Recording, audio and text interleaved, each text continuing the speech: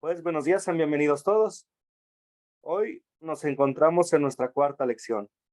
Nuestras lecciones vienen de la serie Las enseñanzas de Jesús. Antes de comenzar nuestra lección, vamos a orar. Oremos. Querido Jesús, te agradecemos que estuvieras dispuesto a sufrir mucho más de lo que nosotros nos atrevimos a sufrir.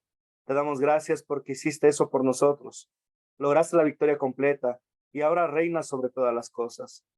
Guíanos con tu palabra mientras continuamos estudiando lo que has hecho por nosotros.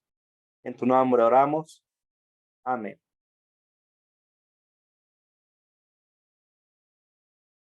Muy bien. Pues vamos a pasar a la asignación de la tarea, a las preguntas de repaso. Primera pregunta. ¿Cuáles son algunas de las etapas de la humillación de Jesús? ¿Quién desea participar y decirme cuáles son algunas de las etapas de la humillación de Jesús que mencionó el pastor Andro en el video?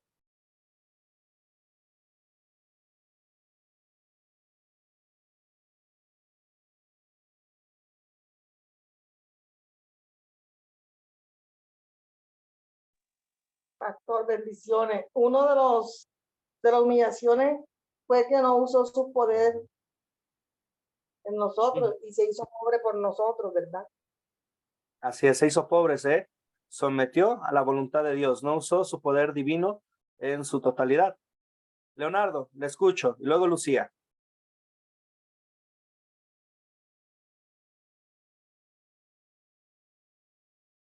¿Tiene el micrófono apagado, Leonardo?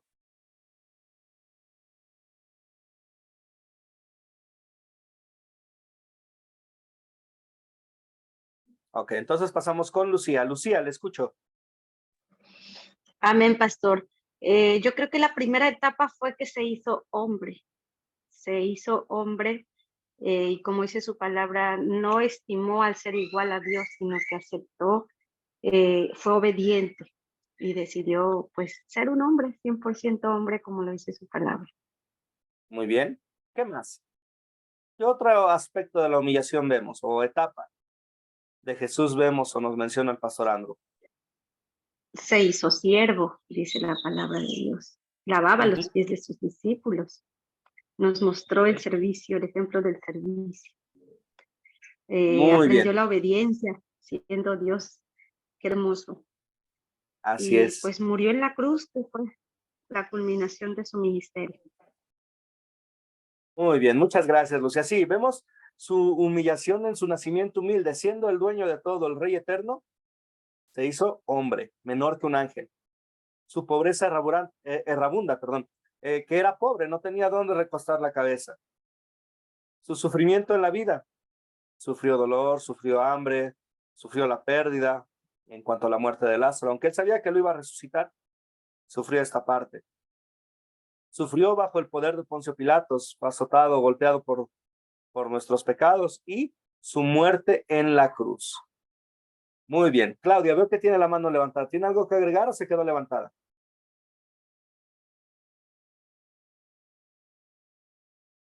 Sí, perdón. Ok. Gracias, pastor, perdón. Ok. Ahora, ¿cuáles son algunas de las etapas de exaltación de Jesús?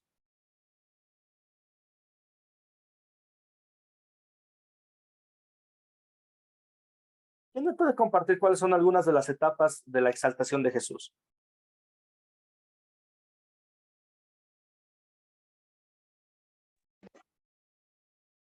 ¿Y nada, le escuchó? Buenos días. Buenos días, bienvenida. Gracias, que Dios me los bendiga a todos. Igualmente, bendiciones. Amén.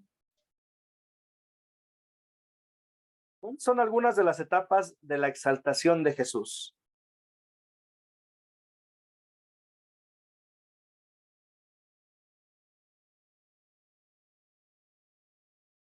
Lucía, le escucho.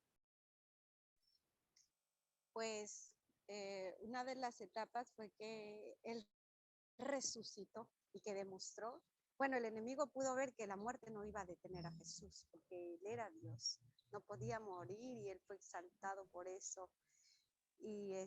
al sentarse a la diestra del Padre, qué hermoso, y que Dios le entregara a todas las personas por las cuales él murió y ser realmente salvos por él. Él es exaltado, es maravilloso y pues eso es algo que lo pone a él como el todo de nuestra vida, ¿no? Por medio Así de es. él. Muy bien, Lucía, muchas gracias. Rosa, le escucho. Pastor, Dios le dio nombre sobre todo nombre. Él hizo que nosotros doblemos las rodillas ante Él. O sea, todo el cielo y toda la tierra tiene que doblar la rodilla ante Él. Uh-huh. Sí, muy bien. Excelentes aportes. Muchas gracias, Lucía y Rosa. Podemos ver algunas de las etapas de la exaltación de Jesús en su resurrección. La muerte no lo retuvo, él dio su vida y la tomó para sí de nuevo. Su descenso al infierno, su descenso victorioso, proclamando su victoria en los territorios del diablo. Su gobierno a la diestra de Dios Padre ascendió para tomar ese lugar de autoridad que tenía, sometiendo todo bajo sus pies. Y también su venida para juzgar. A la verdad, en la primera venida al Señor Jesús, cuando vino en su servicio de humildad, de humillación, de servicio. Ahora en su segunda venida vendrá como el Rey todopoderoso, eterno, para juzgar, donde, como bien mencionaron ustedes, toda rodilla se doblará. Muy bien, excelente. ¿Alguna duda hasta aquí?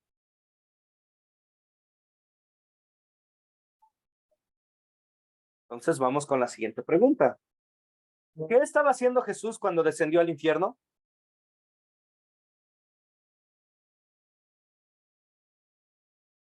¿Qué hace mención el pastor Andro en el video de lo que estaba haciendo Jesús cuando descendió al infierno? Amén, pastor. Adelante, Lucía. Perdón, Mónica. Y luego Lucía. Desarmó las potestades. ¿Desarmó las potestades? Bien, eso lo vemos en la cruz. En Colosenses 2:15. Muy bien. Lucía, ¿le escucho?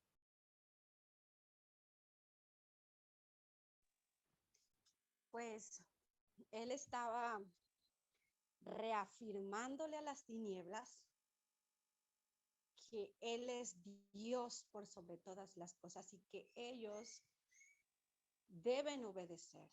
Ellos no tienen ninguna autoridad. Y aparte restauró todo lo del pasado, porque todos los que antes le sirvieron a Dios esperaban esa promesa, el advenimiento de Jesucristo y la derrota de la muerte para salvación. Yo creo que todos los antepasados estaban esperando esa salvación tan grande como nosotros en la cruz. Tanto los del futuro como los del pasado, se cumplía. Dios estaba diciendo, aquí se cumplió y aquí estoy, ¿no? Poniendo su reinado, porque tanto el cielo como la tierra y lo debajo de la tierra le pertenecen a Dios. Así es, muy bien. Sí, Dios estaba demostrando su victoria completa.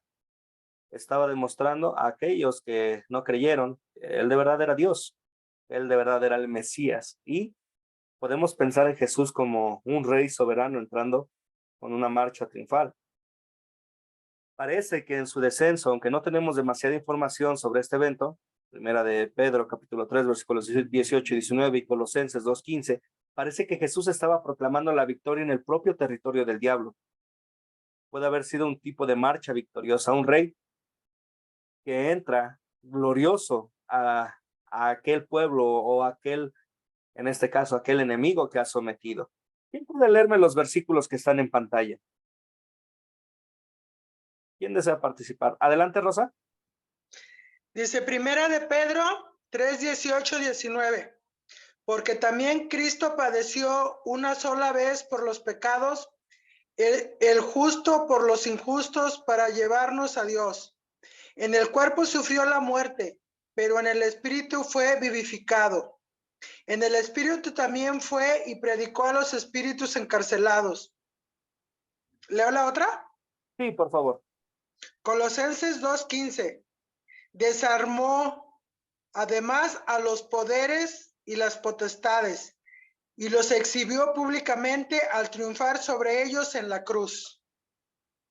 Muy bien, excelente. Vemos que Jesús, desde que fue y predicó a los espíritus encarcelados, también dice que desarmó a las potestades y los exhibió públicamente triunfando sobre ellos en la cruz. Una nota importante, no sé en otras partes de Latinoamérica, pero aquí en México hay un grupo, no lo llamo iglesia porque no es iglesia, grupo religioso que habla sobre que Cristo descendió a los infiernos para sufrir en el infierno. La escritura nos enseña todo lo contrario. Cuando Jesús desciende al infierno, desciende para proclamar su victoria, no para sufrir. El sufrimiento ya fue en la cruz, donde, como bien dice San Pablo en Colosenses, desarmó a los poderes y potestades. ¿Ok? No sé si habían escuchado sobre ese tipo de enseñanza antes ustedes. ¿No saben que tienen la mano levantada? Se me quedó así, pastor, perdón. Ok, no se preocupe, Gina, le escucho. Yo nunca ya había escuchado eso, pastor. Sí, no, este es un grupo, de hecho es originario de aquí bueno, las personas que dirigen este grupo son o fueron instruidas al sur de Estados Unidos en frontera con México.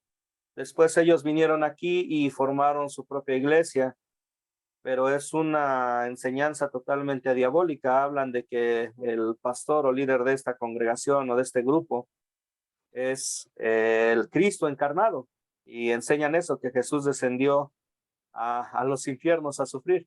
La verdad es que la escritura nos es clara, Jesús sufrió en la cruz. Cuando desciende a los infiernos es para proclamar la victoria como un rey que entra victorioso al pueblo que ha vencido. Amén. Y hay que tener mucho cuidado porque cositas así, el diablo tuerce y el diablo lo presenta como una verdad y hace confusión, y un poquito de levadura en leuda toda la masa y hace bastante daño, no solo en lo físico, sino también en cuanto a la salvación. Rosa, le escucho, ¿tiene algo que decir? No, pastor, perdón. No se preocupe. Discúlpeme. Gina, le escucho. Sí, pastor, es muy importante por eso estudiar el Evangelio de Cristo, para estar Sí. uno así firme en la fe y saber que nuestra salvación viene por nuestro Señor Jesucristo nada más. Sí, y es por eso que tomamos este tiempo para conocer un poquito más de la persona de Cristo y su obra. Exactamente. A mí cuando yo me entré a esta academia, me puse a estudiar un poco acerca de la academia porque yo soy muy recelosa en eso. Sí, y es bueno comparar toda enseñanza que se nos da con lo que dice la Escritura. ¿Por qué? Porque la base de nuestra educación o la herramienta, el arma que Dios nos da para defendernos en cuanto a los ataques del diablo y sus artimañas es la Escritura, no tenemos más. Exactamente, sí. Muchas gracias. Entonces, perdón por ese paréntesis, vamos a continuar. Vamos con la humillación y la exaltación de Jesús. Es nuestra lección número 4 para el día de hoy. En cuanto a la humillación, vemos este evento ocurrido en el nacimiento. Quizá usted haya visto imágenes de Jesús en el pesebre y pensó, él es un bebé tan lindo, pero olvida que el bebé es Dios creador todopoderoso. Es un contraste importante verlo indefenso en su nacimiento, incapaz de alimentarse por sí mismo. Podemos continuar viendo el estado humilde de nuestro Señor a través de los evangelios, a través de los años que pasan en él y por él. Jesús fue un hombre sin hogar. Jesús, un hombre hambriento en el desierto. Jesús, un hombre silencioso ante Pilato. Jesús, un hombre crucificado.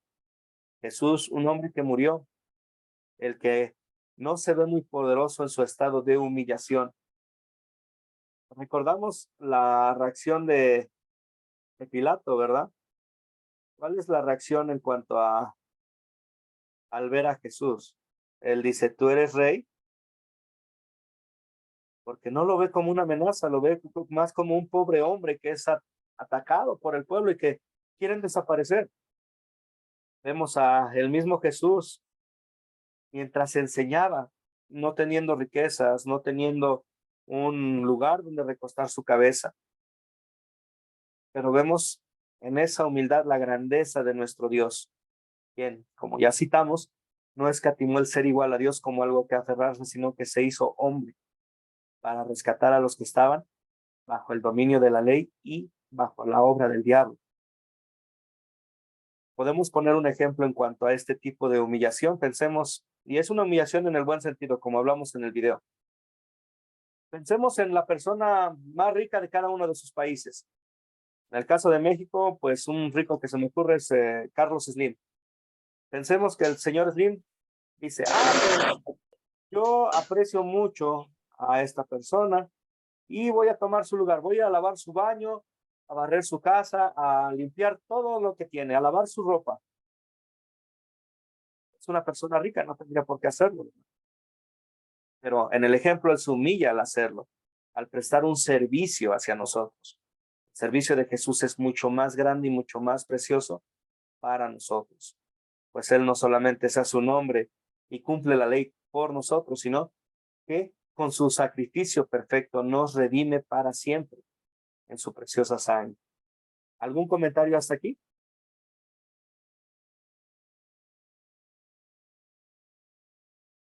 Ok, entonces voy a encargar a alguien que me busque la cita que está en pantalla. Primera de Corintios, capítulo 8, versículo 9. Para hablar más sobre la humillación de Jesús.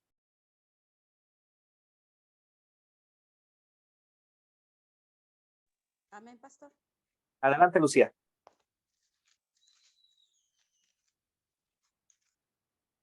Segunda de Corintios 8:9. La palabra de Dios dice, porque ya conocéis la gracia de nuestro Señor Jesucristo, que por amor a vosotros se hizo pobre, siendo rico, para que vosotros con su pobreza fueseis enriquecidos. Muchas gracias. ¿Cuál fue la razón por la que Jesús se hizo pobre, según nos escribe San Pablo en Segunda de Corintios, capítulo 8, versículo 9? ¿Qué movió a Jesús dejar su trono? Rosa, le escucho. Por amor a nosotros. Por amor a nosotros, el simple amor. Y la misma escritura nos dice, nosotros amamos a Dios porque Él nos amó primero.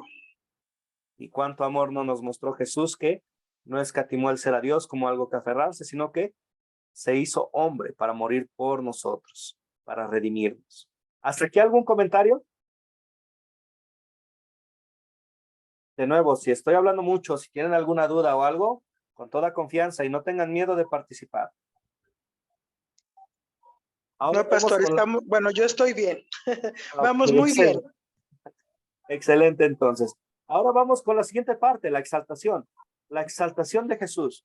Lo mismo es cierto en la exaltación de Jesús. Él consumó todo lo que necesitaba y está coronado de poder y gloria, gobernando su iglesia y guiándonos al cielo para estar con Él para la eternidad. Cuando Cristo asciende al cielo, no se olvida de nosotros, sino que está ahí gobernando, que está preservando y da la promesa ahora en esta exaltación que tiene como el Dios Todopoderoso, de decir a cada uno de nosotros, donde quiera que 2 o 3 se reúnen en mi nombre, yo estoy ahí con ustedes. Y también nos dice, yo voy a estar con ustedes hasta el fin del mundo. No nos va a dejar, no nos va a desamparar, sino que va a estar presente para preservar y cuidar a su iglesia hasta el día en que en justicia venga. Muy bien, estamos hablando sobre Jesús, pero también es necesario tocar una doctrina que a la verdad es un poquito más extensa de lo que podemos tocar aquí. Vamos a tocarla solamente un poquito por la superficie y después, si tenemos oportunidad, profundizaremos. Esto es la doctrina del anticristo. Ahora que hemos pasado una cantidad considerable de tiempo estudiando quién es Cristo y su obra de salvación en las últimas clases, queremos examinar en profundidad el tema de quién se opone a Jesús y su obra. Esto es el anticristo. El prefijo anti significa contra o en lugar de. Ambas descripciones se encajan bien, como veremos a continuación. El anticristo es alguien que está en contra de Cristo al tratar de tomar su lugar. Un tipo de Jesús sustituto o falso, que dice ser Dios, pero no es Dios.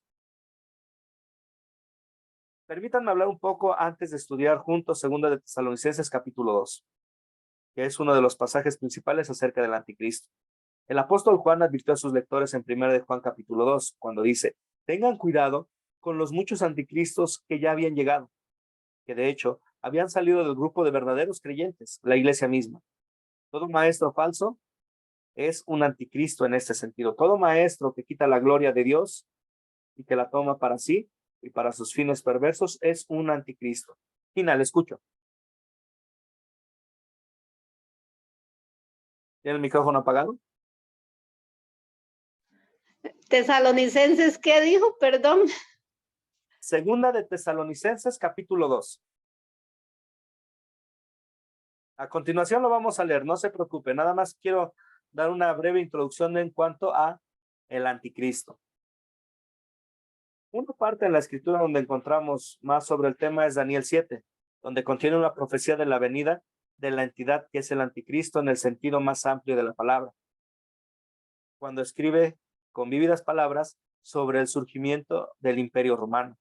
Y esa misma noche, dice el texto de Daniel, mientras tenía estas visiones, vi una cuarta bestia, espantosa y terrible, y extremadamente fuerte.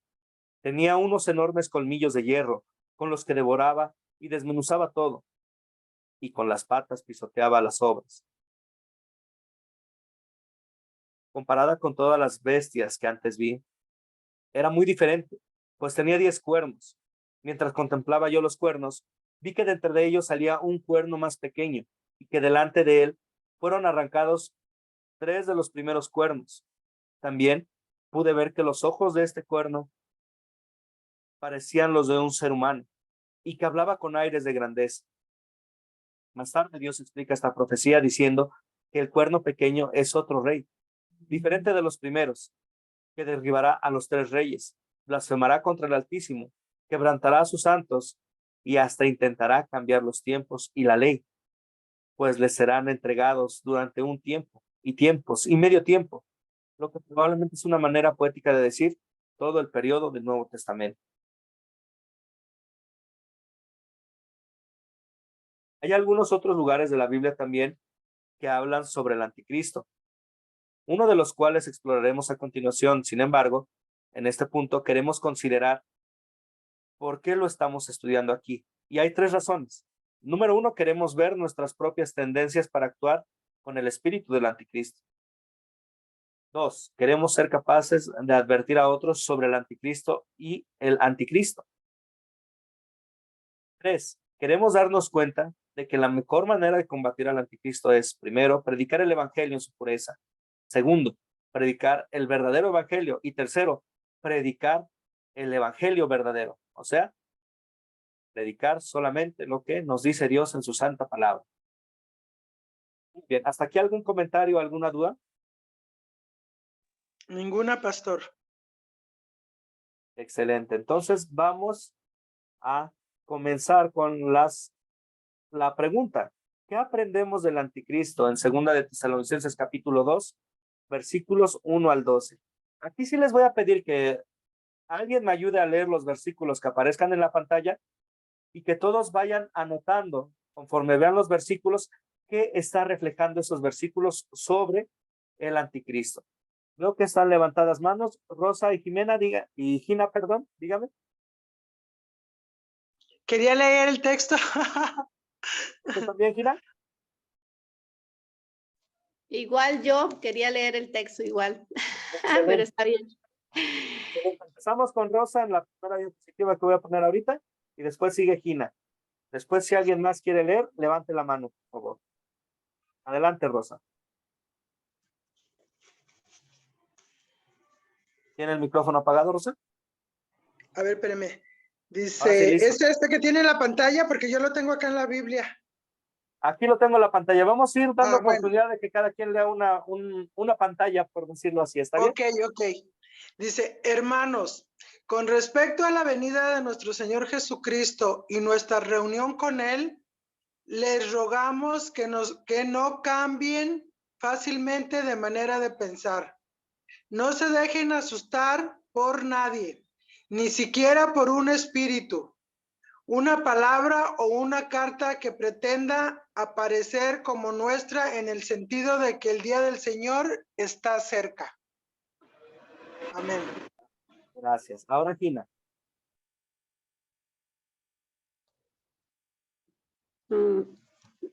De ahí en adelante, el 3. Del 3, aquí cómo está en la pantalla, 3 y 4. Bien. De ninguna manera se dejen engañar, porque ese día no vendrá sin que antes venga la apostasía y se manifieste el hombre de pecado, es decir, el hijo de perdición, el cual se opone y se enfrenta a todo lo que se llama Dios y es objeto de culto. Llega al grado de sentarse en el templo de Dios y de ocupar su lugar, haciéndose pasar por Dios. Bien, gracias, Gina. ¿Alguien quiere leer el siguiente?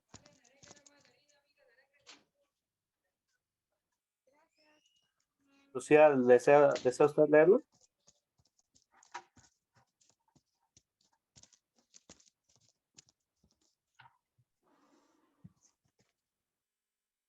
¿Le hago yo? Ok, está bien, Gina. Adelante. ¿No se acuerdan de que cuando yo estaba todavía con ustedes, les advertía esto? Y ahora ustedes saben bien qué es lo que lo detiene, a fin de que a su debido tiempo se manifieste, porque el misterio de la iniquidad ya está en acción, solo que en este momento hay quien lo detiene hasta que él a su vez sea quitado de en medio. Muy bien, muchas gracias. Yo leo el siguiente y si alguien más quiere leer, levante la mano. ¿Está bien? Okay. Entonces leo yo y después Rosa. Entonces se manifestará ese malvado, a quien el Señor matará con el espíritu de su boca y destruirá con el resplandor de su venida. La llegada de este malvado, que es obra de Satanás, vendrá acompañada de gran poder y de señales y prodigios engañosos. Okay. Ahora, Rosa. Dice, y con toda falsedad e iniquidad para los que se pierden, por no haber querido recibir el amor de la verdad para ser salvados. Por eso Dios les envía un poder engañoso, para que crean a la mentira, a fin de que sean condenados todos los que, lejos de creer a la verdad, se deleitan con la injusticia. Muy bien, excelente. Muchas gracias. Ahora, pensando en la pregunta que poníamos antes de dar lectura a estos versículos, ¿qué aprendemos sobre el anticristo en estos versículos? ¿Qué nos está diciendo? Adelante, Lucía. Bueno, aprendemos que, bueno, primero debemos de leer mucho la palabra, ¿no? Para no ser engañados, porque la principal característica es este personaje es que vendrá engañando. Engañará y cambiará algunas cosas y el que no esté preparado va a ser engañado, ¿no? Y como lo escribe la Biblia, el hombre de pecados va a ser un hombre que se va a oponer totalmente a lo que creemos y lo que hemos aprendido. A Dios se va a oponer verdaderamente porque pues es un hombre malvado. Así es, muy bien. ¿Qué más? Rosa, le escucho. Ahí dice que ya está en acción el misterio de la iniquidad y que solo hay alguien que lo está deteniendo. Muy bien. Gracias, excelente. ¿Qué más? Ina, le escucho. Y después el 10. Que muchos serán engañados. Muchos serán engañados, serán seducidos, ¿verdad? Elías, ¿le escucho? Bueno, pastor, buenas tardes. Acá Buenas tardes. Sí, lindo día. No, llegué un poco tarde, ¿viste? Disculpen, grupo. Bueno, ahí yo entiendo que el hijo de la perdición ya está dado, pero lo detiene el Espíritu Santo que está, ¿no? Dice, algún momento va a ser retirado de la tierra, entonces se manifestará en su plenitud, ¿no? Por tiempos, creo, compartió también usted. Estoy de acuerdo de eso, ¿no? Por tiempos y dado. También hay iglesias que enseñan a su manera o imponen la ley. No debería ser eso, pastor. Estoy de desacuerdo con eso, no imponer ley, sino con la palabra del Señor, que es todo amor, todo perdón, soportar unos a otros, nos enseña. Eso sería mi respuesta. No, no hay pregunta, estoy de acuerdo con usted, con todo el grupo. Gracias. Gracias, Elías. Gracias por participar. Lucía, le escucho.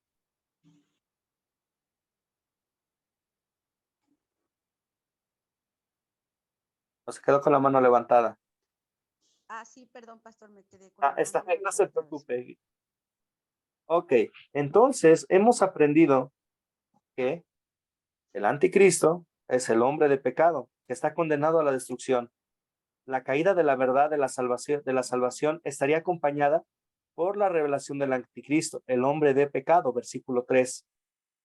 Se promocionará, a sí mismo como divino. El anticristo se exaltará a sí mismo para convertirse en el sustituto de Dios en el corazón de los hombres. Versículo 4.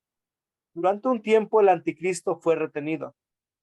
La oposición a Cristo ya estaba en funcionamiento cuando Pablo escribió estas palabras, pero Dios estaba evitando que trabajara abiertamente. Versículos 6 y 7.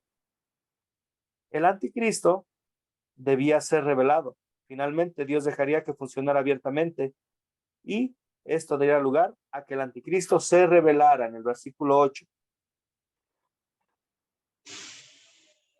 Jesús venció el poder del anticristo con su palabra. Jesús derrocaría el poder del anticristo en el versículo 8 nuevamente. La destrucción final en el último día.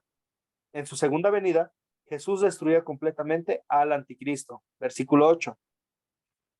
El anticristo realizaría muchas señales convincentes. El anticristo tendría éxito en lograr apostasía, porque Satanás lo apoyaría con milagros para engañar a muchos. Versículos 9 y 10. Muchos son engañados. Satanás también usaría tu poder para guiar a los seguidores del anticristo a unirse al hombre de pecado, para negar la verdad de la salvación. Versículo 10. El juicio de Dios, debido a su negación de la verdad, Dios endurecería a los seguidores del anticristo en el engaño de que estaban en el camino de la salvación, cuando en realidad estaban pereciendo. Versículos 11 y 12. Notamos todos estos puntos, ¿verdad? Que nos enseña Tesalonicenses, que nos habla San Pablo, y vemos algo interesante, que mucho de lo que dice San Pablo se escribe o se ha vivido a lo largo de la historia. El anticristo ha estado activo, ha estado presente de una u otra forma. A veces se busca como personas, pero la verdad es que una forma en la que se manifiesta el anticristo es también en las instituciones. Aquí hay, antes que nada, quiero preguntarles si la descripción les recuerda alguna iglesia o alguna organización en cuanto a lo que nos enseña Tesalonicenses. Todo lo que leímos en cuanto al anticristo, ¿les recuerda a alguien? Ina, ¿le escuchó? Al obispo es. ¿Quién, perdón? Al obispo. Al obispo. Y sí, una parte importante podemos entender que es a la figura del papado, que puede ser una manifestación más grande en cuanto al ver este actuar del anticristo. Pero la verdad es que hoy en día, tanto ahí como en varias iglesias cristianas, vemos al anticristo muy activo. Podemos pensar y tomar un poquito de tiempo hablando en cuanto a el papado como tal. Dice, aquí hay algunas citas muy tristes de los concilios de la Iglesia Católica Romana. Si alguien dice que la fe que justifica no es más que confiar en la misericordia divina, que perdona los pecados por causa de Cristo, o que es solo esa confianza con la que estamos justificados, sea anatema, o sea maldito si confía solo en Cristo para su salvación. Concilio Trento, sexta sesión, canon 12. Esta persistencia en la justicia de las obras continúa aún hoy en la Iglesia Católica, siendo enseñado y promovida por el Papa y los obispos y sacerdotes que están bajo su autoridad suprema. El Catecismo Católico, firmado y promovido por el Papa Juan Pablo II, dice: la justificación incluye la remisión de los pecados, la santificación y la renovación del hombre interior. Párrafo 2019. Y aquellos que, sin ser culpa suya, no conocen el Evangelio de Cristo o su iglesia, pero que, sin embargo, buscan a Dios con un corazón sincero y, movidos por la gracia, intentan en su acción hacer su voluntad, tal como la conocen a través de los dictados de su conciencia, alcanzarán la salvación eterna. No están buscando o arrepentirse o buscando a Dios, sino simplemente, pues, lo que les dicte su conciencia les dice que están bien, están por el buen camino, ya alcanzaron la salvación. La Escritura nos dice: necesitamos a Cristo, confesarlo como nuestro Salvador. Según la Iglesia Católica Romana también, el Papa es infalible, sustituto de Cristo en la tierra, y, tristemente, no predica a Cristo de acuerdo con las Escrituras. Según las profecías en las Escrituras, el papado se ajusta perfectamente a la descripción del anticristo. Es nuestra convicción en Academia Cristo que el papado es el anticristo. Y yo aquí agregaría, no solamente el papado, sino todas esas iglesias que quitan la gloria a Dios, como el ejemplo que les ponía hace un momento de aquel grupo, no lo llamo iglesia, sino grupo o organización, que afirma que Jesús descendió al infierno para sufrir y que habla de que el fundador de su iglesia es Cristo encarnado. Hay bastante en cuanto a grupos, sectas, mejor dicho, que toman ese lugar, que dicen: es que nosotros tenemos a Jesús verdadero, nosotros predicamos nuestras normas, nuestra sabiduría sobre lo que dice la palabra, o sea, arriba de la palabra, no con la palabra ni tomando la palabra como base, sino sobre la palabra. Todo aquel que quita la gloria a Dios es un anticristo. Todo aquel que toma su lugar, que tuerce el mensaje de la salvación, es un anticristo. ¿Hasta aquí algún comentario, alguna duda? Ninguna, pastor. ¿Okay? ¿Alguien más? ¿Ves? Y, ok, Elías, ¿me escucho? Bueno, pastor, está correcto lo que está explicando. La verdad, estoy aprendiendo un poco más, pero está bien. Digamos, lo que imponen cada congregación o como los testigos, voy a agregarlo también, los mormones también están en eso, ¿no? Sí. En su iglesia hay todo, ellos creen en su divinidad propia, hay iglesia cristiana, ¿sí?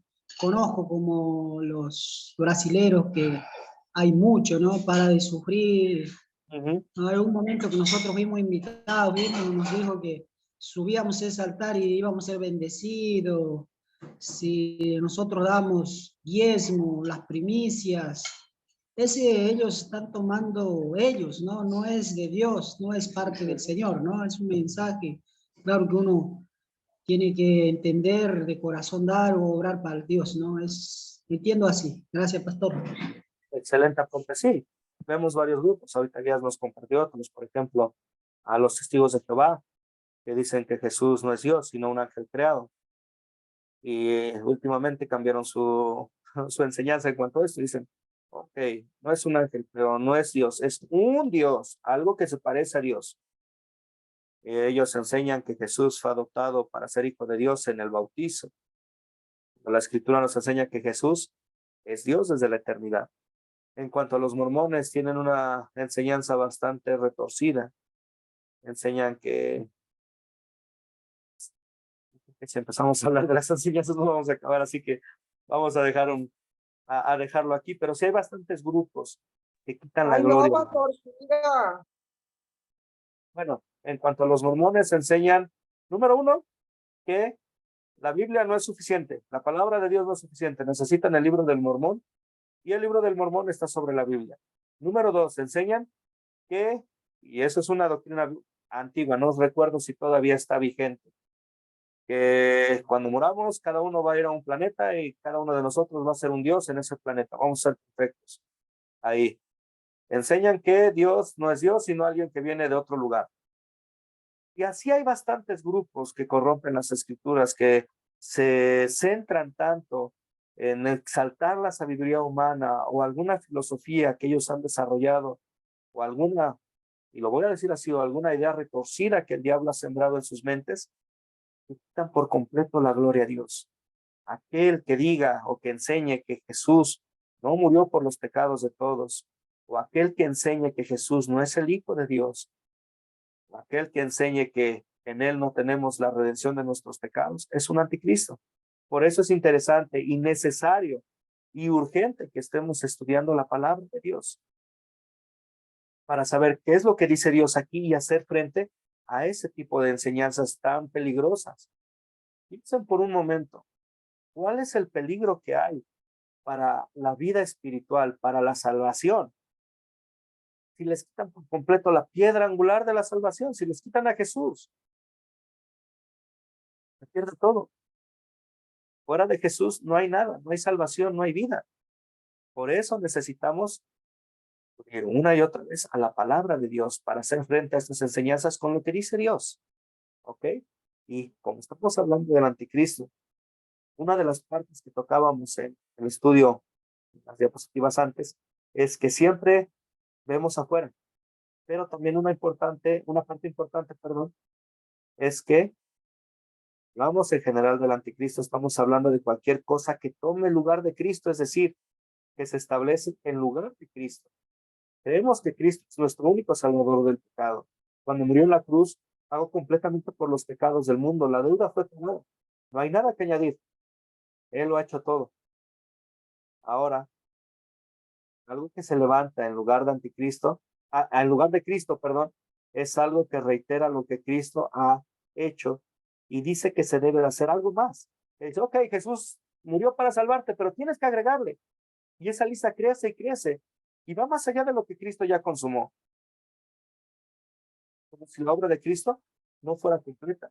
Y actúa en el espíritu del anticristo. Entonces, le digo a mi hija, tienes que ser amable con tus amigos para que Dios sea feliz contigo y te lleve al cielo. Tristemente, cuando tomamos esa posición, estamos actuando en un espíritu del anticristo. ¿Por qué? Porque quitamos lo que Cristo ya ha dado a mi hija. Es decir, el perdón de los pecados y el cielo. Ahora, cuando esta definición con esta definición se puede decir que hay muchos anticristos en el mundo. Esto plantea la pregunta, ¿por qué señalar con el dedo al papado? Aunque hay muchos anticristos en el mundo, el papado es el más prominente y se ha establecido como el mejor ejemplo del espíritu del anticristo, con todos sus requisitos para llegar al cielo y decir que es la cabeza sobre toda la cristiandad por derecho divino. En esencial, el papado está diciendo, incluso si crees en Cristo y tienes todo lo que es necesario para la salvación en él, sin embargo, es nada y todo en vano, a menos que me consideres tu Dios y seas sujeto y obediente a mí. El papado no permite que las personas sean salvas por Cristo y, por lo tanto, esto se establece en lugar de Cristo. Por eso es que consideramos al papado como el anticristo, como una figura realmente prominente de esta doctrina diabólica. También es importante ver que, lo mencioné hace un momento y lo repito ahora, así como está el papado, hay muchos grupos, muchas organizaciones o sectas que están creciendo enseñando lo mismo, que dicen, pues sí, tienes a Cristo, pero necesitas esto y esto para ser salvo. Como que enseñan y dicen, pues solamente nuestro grupo, nuestra iglesia son salvos. La verdad es que la Escritura dice que hay un solo requisito para ser salvo. Dice, todo aquel que invoque el nombre del Señor Jesús será salvo, todo aquel que crea. ¿No habrá salvos en la Iglesia Católica si se predica el Evangelio y creen en Jesús como su único y suficiente Salvador? Claro que sí. Recordemos que lo que ayuda a la gente a llegar a la fe, al conocimiento de Cristo, es el mensaje del Evangelio. Es el Espíritu Santo el que trabaja a través de este mensaje para que la gente crea. ¿Puede haber salvos en la Iglesia Católica? Claro que sí. Confiamos en la misericordia de Dios y que cuando escuchen el mensaje creen. Mónica, ¿tiene usted algo que agregar? Pastor, con eso que usted estuvo muy atenta escuchando esto, porque aparte del curso que nosotros estamos dando el bautismo, los sacramentos, ¿cierto? Y muchos cristianos nos bautizamos nuevamente, era porque pensábamos que al ser bautizados en la Iglesia Católica estábamos bajo el régimen de Satanás, ¿cierto? Y volviendo a la Iglesia cristiana, bautizándonos de nuevo, ya estábamos en la verdad, ¿cierto? En lo que, ¿cómo le explico? O sea que ahora sí nos estábamos bautizando en el nombre del Padre, del Hijo y del Espíritu Santo para seguir a Jesucristo. Ah, sí, una parte importante en el bautizo, y ya lo hemos tocado o lo he hablado con algunos en otro curso, y nada más es un comentario ahorita, no vamos a profundizar. A la verdad, lo que obra el poder del bautizo no es el agua, no es ni quién lo recibe ni quién lo da, sino es la palabra. La palabra ligada con el elemento que es el agua es lo que obra el don del bautizo. ¿Cuántas veces debe de bautizarse uno? Con una vez es suficiente si el bautizo fue hecho correctamente. En nombre del Padre, del Hijo y del Espíritu Santo. Necesitamos rebautizarnos si nos vamos a otra iglesia, si nos reunimos con otro grupo de creyentes. A la verdad, no. Nuestro bautizo es válido. ¿Por qué? Porque el bautizo depende enteramente del amor de Dios y la gracia que Él nos da. A veces alguien puede decir, pues yo sí me quiero bautizar de nuevo por el hecho de estar seguro. Por ejemplo, si no hay un documento que indique que fue bautizado de pequeño, o si la forma en que fue bautizado fue de una manera errónea, no hecho en el nombre del Padre, del Hijo y del Espíritu Santo, se puede rebautizar. Pero si no, no es tan necesario un bautizo nuevo. Tal vez una reafirmación de fe, sí, en cuanto a una confesión pública de lo que se cree. ¿Hasta aquí algún otro comentario? Sí, pastor, gracias. Para servirle. Muy bien, entonces vamos a concluir nuestra cuarta lección con una oración. Oremos. Amado Padre Celestial, te damos gracias, Señor, por las muchas bendiciones que nos das día con día. Te agradecemos, Señor, porque nos permites estudiar tu palabra, porque nos permites conocerte más, porque a través de tu santa palabra, Señor, nos edificas, nos guías y nos das sabiduría, Señor, para hacer frente a aquellos que vienen como ovejas, como lobos disfrazados de ovejas, Señor, para destruir a tu iglesia, a tu santo pueblo. Te pedimos, Señor, que con tu palabra nos guíes para hacerles frente, que con tu palabra, Señor, nos des la sabiduría, que con tu palabra, Señor, nos fortalezcas y nos consueles, Señor, mientras estamos en este mundo, mientras aún somos atacados y perseguidos. Señor, te damos gracias por todos aquellos que están tomando estos cursos. Gracias, Señor, por permitirnos servirles, por permitirnos estudiar tu palabra juntos. Señor, te pedimos hoy por aquellos que no pudieron conectarse. Pedimos por aquellos que aún están batallando, Señor, y que estamos batallando en este mundo. Pedimos que nos guíes y nos des sabiduría, Señor, para crecer como tu cuerpo. Fortalécenos y alimentanos con tu palabra, Señor. Lleva en nuestra vida, Señor, el hacer y el obrar para la gloria de tu nombre. Señor, el día de hoy te damos gracias por la bendición que tenemos en Cristo Jesús, por la bendición de ser salvos en Él y solamente en Él. Te pedimos, Señor, que las muchas tribulaciones no aparten nuestra vista de Él. Te pedimos, Señor, que nos fortalezcas y que nos ayudes a permanecer en Él, Señor. Sabemos, Señor, que en ti tenemos la redención de nuestros pecados, que en ti somos salvos y que en ti tenemos paz para con Dios. Te pedimos, Señor, que nos bendigas y nos guardes en este día, que bendigas a nuestros hogares y nuestras familias. Te pedimos todo esto en el nombre de nuestro Señor Jesucristo. Amén.